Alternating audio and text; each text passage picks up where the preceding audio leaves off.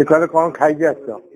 ଇଏ ସେୟା କହିଲେ ବୋଲେ ମୁଁ ପିଲାଦିନେ ତାର ମୁଣ୍ଡରେ ଟୋପି, ଦ୍ୱାପର ଯୁଗରେ ମହିଲ ଗୋପୀ, ତ୍ରେତୟାରେ ରାମ ରାବଣ ମାରି ଆମର ହେଇଥିଲା ସେଇ ତରକାରୀ। ଦିନେ ତାର ମୁଣ୍ଡରେ ଟୋପି, ଦ୍ୱାପର ଯୁଗରେ ମହିଲ ଗୋପୀ, ତ୍ରେତୟାରେ ରାମ ରାବଣ ମାରି ଆମର ହେଇଥିଲା ସେ ତରକାରୀ। ଯଦୁମଣି ରଜା ଘଟିକି ଯେତେବେଳେ ଗଲେ ରଜା ପଚାରିଲେ କଣ ଖାଇକି ଆସିଲ? ଇଏଠୁ କହିଲେ ଯେ ଆମର ଏଇ ବାଉଁଶ ଗଜା କରିଡ ତାକୁ କହନ୍ତି, ସେ କରିଡ ଭଜା ହେଇଥିଲା ତାକୁ ଖାଇକି ଆସିଲା। ଦିନେ ମାକୁ ସେ ପୁଅ ଛୁଇଁବ ନାହିଁ, ଛୁଇଁଲେ ସେ ପୁଅ ରହିବ ନାହିଁ।